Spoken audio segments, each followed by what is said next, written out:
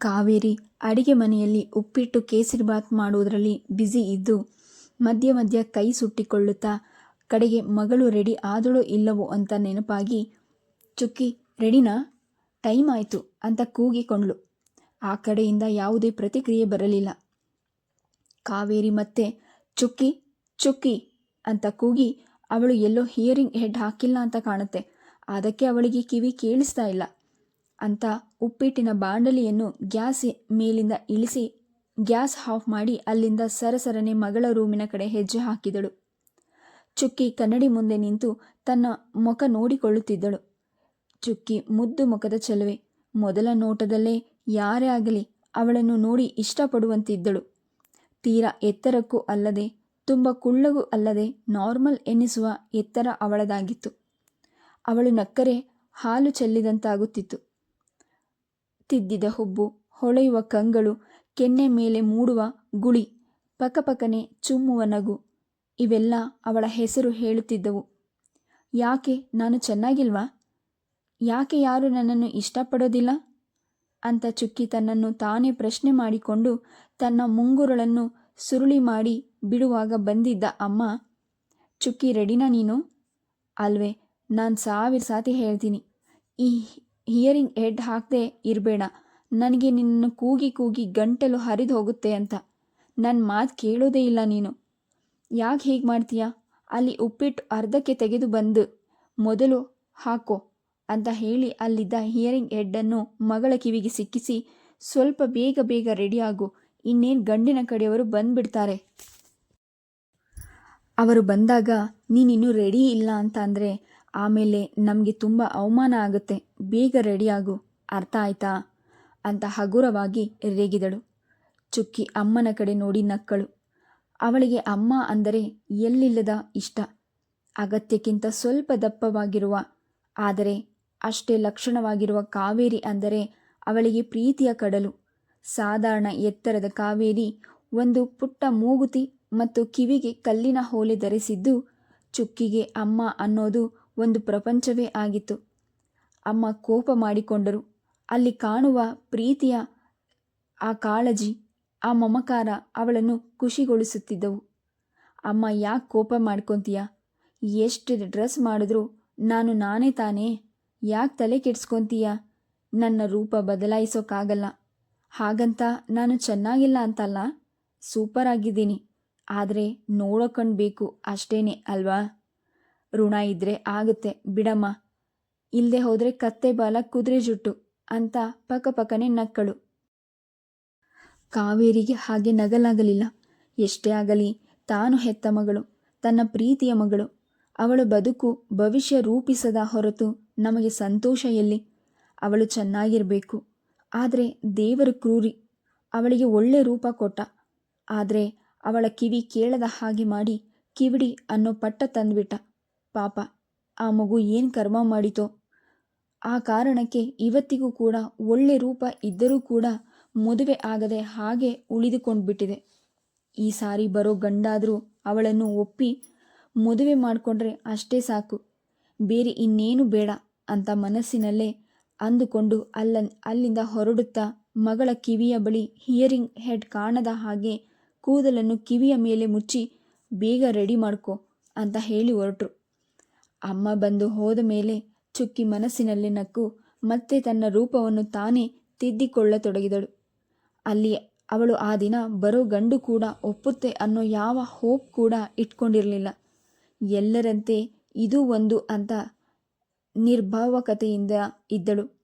ಆದರೆ ಪ್ರತಿ ಸಾರಿ ನನಗಿಂತ ಹೆಚ್ಚಾಗಿ ಅಮ್ಮ ಮತ್ತು ಅಪ್ಪ ಇಬ್ಬರು ಎಷ್ಟು ಆತಂಕ ಅನುಭವಿಸುತ್ತಾರೆ, ಎಷ್ಟೆಲ್ಲ ತಳಮಳ ಅವರಿಗೆ ಆಗುತ್ತೆ.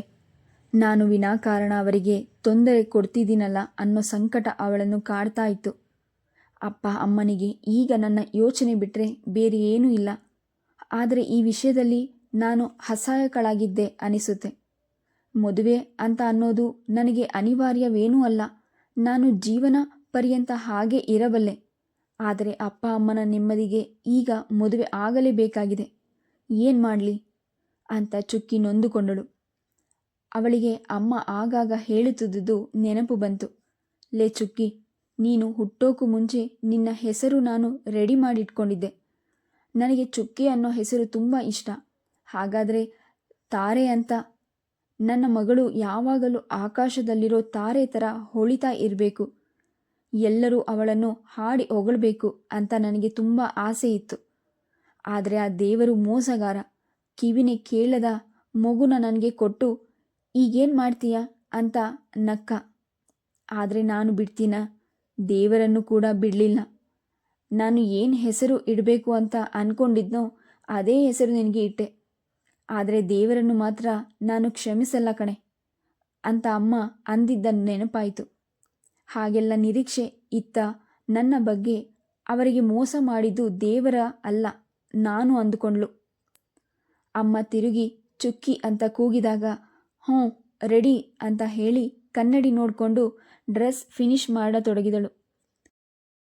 ಮನೆಯ ಗೇಟಿನ ಬಳಿ ಶಿವರಾಮ್ ಕಿವಿಯಲ್ಲಿ ಮೊಬೈಲ್ ಹಿಡಿದು ಗಂಡಿನವರಿಗೆ ಅಡ್ರೆಸ್ ಹೇಳುತ್ತಿದ್ದರು. ಅಲ್ಲ, ನೀವೀಗ ಎಲ್ಲಿದ್ದೀರಾ ಹೇಳಿ? ಓ, ಅಲ್ಲಿದ್ದೀರಾ? ಅಲ್ಲೇ ಎಡಕ್ಕೆ ತಿರುಗಿ ಆಮೇಲೆ ಮುಂದೆ ಬಲಕ್ಕೆ ತಿರುಗಿದ್ರೆ ರಸ್ತೆಯಲ್ಲಿ ಕ್ವಶನ್ ಮಾರ್ಕ್ ಥರ ಒಬ್ಬ ಮನುಷ್ಯ ನಿಂತಿರ್ತಾನೆ. ಅದು ಬೇರೆ ಯಾರೂ ಅಲ್ಲ, ನಾನೇ. ನೀವು ಧೈರ್ಯವಾಗಿ ಬನ್ನಿ ಅನ್ನುತ್ತಿದ್ದರು. ಕಡೆಗೆ ಲೈನ್ ಕಟ್ ಮಾಡಿ ಇನ್ನೇನು ಗಂಡಿನ ಕಡೆಯವರು ಬಂದೇ ಬಿಟ್ರು, ಬೇಗ ರೆಡಿ ಮಾಡಿಸ್ಬೇಕು ಅಂತ ಹೊರಟರು. ಕಾರಿನ ಹಾರ್ನ್ ಸದ್ದಾಯಿತು.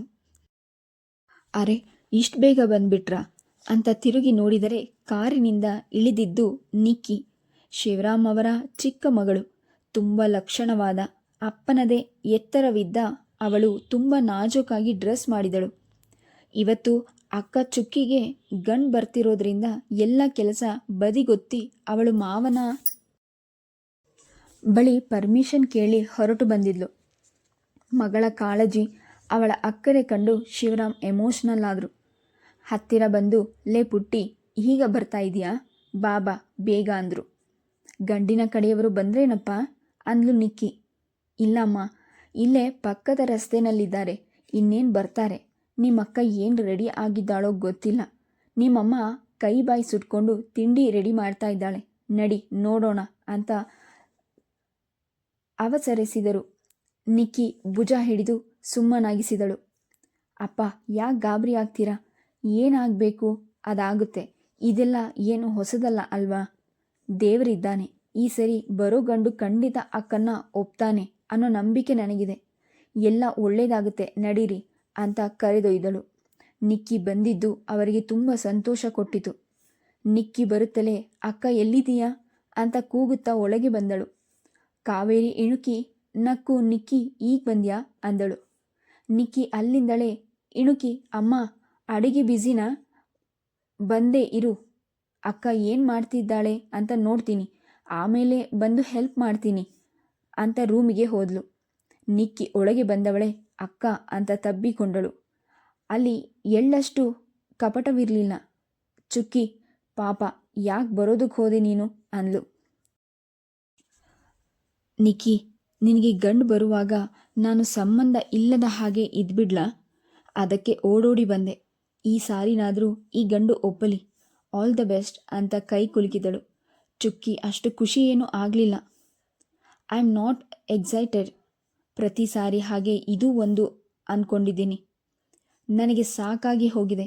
ನನ್ನ ಸ್ವಾಭಿಮಾನ, ನನ್ನ ಆತ್ಮಗೌರವ ಎಲ್ಲ ಬಿಟ್ಟು ನಾನು ಪದೇ ಪದೇ ಒಬ್ಬ ಗಂಡಿನ ಮುಂದೆ ನನ್ನ ಮದುವೆ ಮಾಡ್ಕೊ ಅಂತ ಹೇಳಿ ನಿಲ್ಲೋಕೆ ಕಷ್ಟ ಅನಿಸುತ್ತೆ. ಆದರೆ ವಿಧಿ ಇಲ್ಲ. ಅಪ್ಪ ಅಮ್ಮನಿಗೋಸ್ಕರ ಇಷ್ಟೆಲ್ಲ ಸಹಿಸ್ಕೊಳ್ತಾ ಇದ್ದೀನಿ ಅನ್ನುವಾಗ ಅವಳ ಕಣ್ಣಲ್ಲಿ ನೀರು ಬಾರದೆ ಇರಲಿಲ್ಲ. ನಿಕ್ಕಿ, ಶ್, ಅಳಬೇಡ, ಮೇಕಪ್ ಹಾಳಾಗುತ್ತೆ. ಪ್ರತಿ ಸಾರಿ ಆದ ಹಾಗೆ ಈಗಲೂ ಆಗುತ್ತೆ ಅಂತ ಯಾಕೆ ಅಂದ್ಕೊತೀಯ? ಈ ಸಾರಿ ಒಬ್ಬ ಒಳ್ಳೆ ರಾಜಕುಮಾರ ಬಂದರೂ ಬರಬಹುದಲ್ವಾ? ನಿನ್ನನ್ನು ಒಪ್ಪಿದರೂ ಒಪ್ಪಬಹುದು. ಪಾಸಿಟಿವ್ ಆಗಿ ಯೋಚನೆ ಮಾಡು. ಆಲ್ ದ ವೆರಿ ಬೆಸ್ಟ್ ಅಂತ ಮತ್ತೆ ಕೈ ಕುಲುಕಿದಳು. ಚುಕ್ಕಿ, ಪ್ರತಿ ಸಾರಿ ನೀನು ನನಗೆ ವಿಶ್ ಮಾಡೋದು ಇದ್ದೇ ಇದೆ. ಆದರೆ ನಿಕ್ಕಿ, ನನಗೆ ನನ್ನ ಬಗ್ಗೆ ಯೋಚನೆ ಏನೂ ಇಲ್ಲ. ಮದುವೆ ಅನ್ನೋದು ಮಸ್ಟ್ ಅಂತ ನನಗೆ ಏನೂ ಇಲ್ಲ. ಆದರೆ ನೀನು ಈಗಾಗಲೇ ಮದುವೆ ಆಗಿ 5 ವರ್ಷ ಕಳೆದು ಹೋಯಿತು. ಇನ್ನೂ ನಿನಗೆ ಮಕ್ಕಳಾಗಲಿಲ್ಲ. ನನಗೆ ತಡ ಆದರೂ ಚಿಂತೆ ಇಲ್ಲ. ನಿನಗೆ ಮಕ್ಕಳಾದರೆ ಅಷ್ಟೇ ಸಾಕು ಕಣೆ ಅಂತ ಕೈ ಅಮುಕಿದಳು. ಅಕ್ಕ, ನನಗೆ ಮಕ್ಕಳಾಗೋದು ಎಷ್ಟು ಮುಖ್ಯನೋ ನಿನಗೆ ಮದುವೆ ಆಗೋದು ಕೂಡ ಅಷ್ಟೇ ಮುಖ್ಯ. ನೀನು ಒಳ್ಳೆ ಮನಸ್ಸಿನಲ್ಲಿ ಹೋಗಿ ನಿಲ್ಲು, ಎಲ್ಲ ಒಳ್ಳೆಯದಾಗುತ್ತೆ. ಇವತ್ತಲ್ಲ ನಾಳೆ ನನಗೆ ಮಗು ಆಗುತ್ತೆ ಅನ್ನೋ ನಂಬಿಕೆಯಲ್ಲಿ ನಾನಿದ್ದೀನಿ. ಅದೇ ನಂಬಿಕೆ ನಿನಗೂ ಇರಲಿ. ಧೈರ್ಯ ಕೇಳಬೇಡ. ಇವತ್ತು ನಿನ್ನ ಬ್ಯೂಟಿನಲ್ಲಿ ಹುಡುಗನನ್ನು ಬೀಳಿಸ್ಕೊಬೇಕು ಅಂತ ತಮಾಷೆ ಮಾಡಿದ್ಲು. ಹೊರಗೆ ಗಂಡಿನವರ ಕಾರು ಬಂತು. ಶಿವರಾಮ ಅವರು ಬಂದು ಅವರನ್ನು ಬನ್ನಿ ಸರ್, ನಮಸ್ಕಾರ, ಅಮ್ಮ ಬನ್ನಿ, ನಮಸ್ಕಾರ ಅಂತ ಹೇಳಿ ಪ್ರತಿಯೊಬ್ಬರಿಗೂ ಕೈ ಮುಗಿದು ಸ್ವಾಗತ ಮಾಡಿದ್ರು. ಹುಡುಗ ಮತ್ತು ಅವನ ಅಪ್ಪ ಅಮ್ಮ ಮತ್ತು ಹುಡುಗನ ಅಕ್ಕನ ಮಗು ಚಿಂಟು ಮತ್ತು ಮ್ಯಾರೇಜ್ ಬ್ರೋಕರ್ ಎಲ್ಲರೂ ಇದ್ದರು. ಶಿವರಾಮ್ ಎಲ್ಲರನ್ನೂ ಸ್ವಾಗತಿಸುತ್ತಿದ್ದ.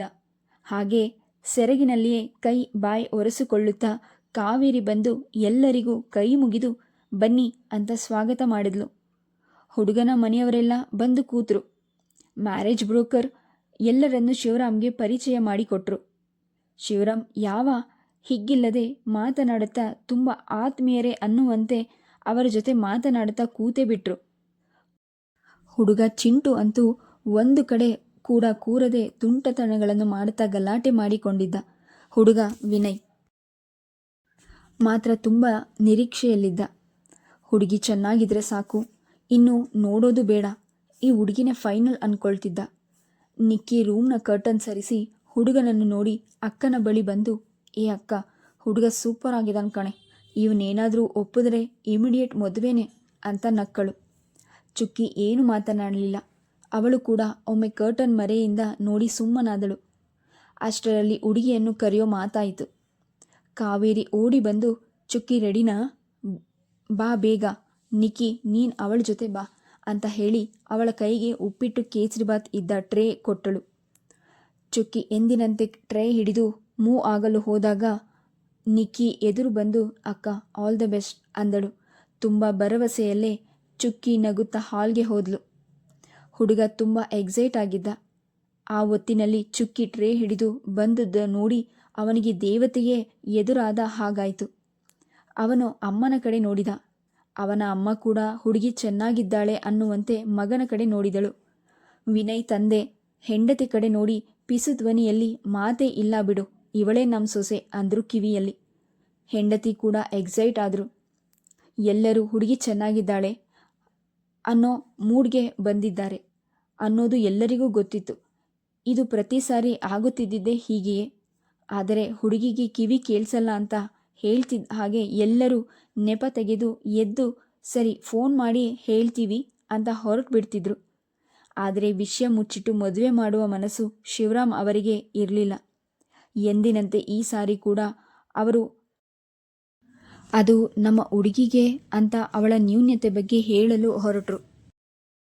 ಆದರೆ ನಿಕ್ಕಿ ಅಪ್ಪನ ಕೈ ಹಿಡಿದು ಸುಮ್ಮನಿರಿ ಅನ್ನುವಂತೆ ಸನ್ನೆ ಮಾಡಿದ್ಲು. ಅವರು ಗಲಿಬಿಲಿಗೊಂಡು ಹೆಂಡತಿಯ ಕಡೆ ನೋಡಿದಾಗ ಕಾವೇರಿ ಕೂಡ ಬೇಡ ಸುಮ್ಮನಿರಿ ಅಂತ ಆಜ್ಞೆ ಮಾಡಿದ್ಲು. ಆದರೆ ಶಿವರಾಮ್ ಎದೆ 101 ಬಾರಿ ಹೊಡೆದುಕೊಳ್ತಿತ್ತು. ಹೇಳ್ಬಿಡ್ತೀನಿ ಅಂತ ಮತ್ತೆ ನೋಡಿದ್ರು. ಆದರೆ ನಿಕ್ಕಿ ಬಿಡಲಿಲ್ಲ.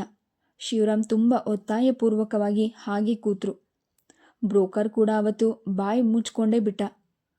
ಚುಕ್ಕಿ ಅಲ್ಲಿಯೇ ತಲೆ ತಗ್ಗಿಸಿ ಕೂತಿದ್ಲು. ಹುಡುಗ ಅಂತೂ ಈಗಾಗಲೇ ಸಾವಿರ ಸಾತಿ ಚುಕ್ಕಿಯನ್ನು ನೋಡ್ಕೊಂಡ್ಬಿಟ್ಟಿದ್ದ. ಅಲ್ಲಿಗೆ ಇವಳೇ ಫಿಕ್ಸ್ ಅಂತ ಅವನ ಮನಸ್ಸು ಹೇಳಿಬಿಟ್ಟಿತ್ತು. ಶಿವರಾಮ್ ಹುಡುಗಿನ ಏನಾದರೂ ಕೇಳೋದಿದೆಯಾ ಅಂದರು. ಹುಡುಗನ ತಂದೆ ಏನಮ್ಮ ನಿನ್ನ ಹೆಸರು ಅಂತ ಅವಳ ಕಡೆ ನೋಡಿದರು. ಅವರ ಲಿಪ್ ರೀಡ್ ಮಾಡಿದ ಚುಕ್ಕಿ ಪ್ರಶ್ನೆ ಅರ್ಥ ಮಾಡಿಕೊಂಡು ಚುಕ್ಕಿ ಅಂತ ಮತ್ತೆ ಸಂಕೋಚದಲ್ಲೇ ಕೂತಳು.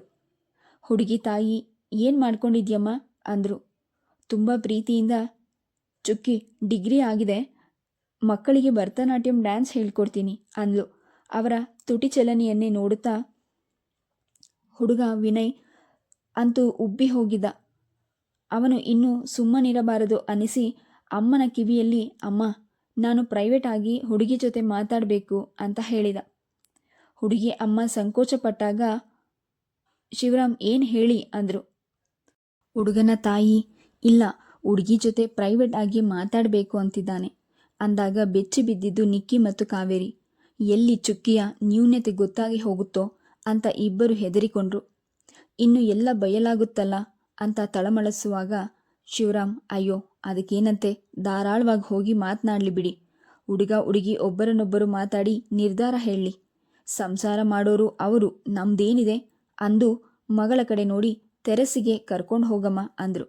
Please subscribe.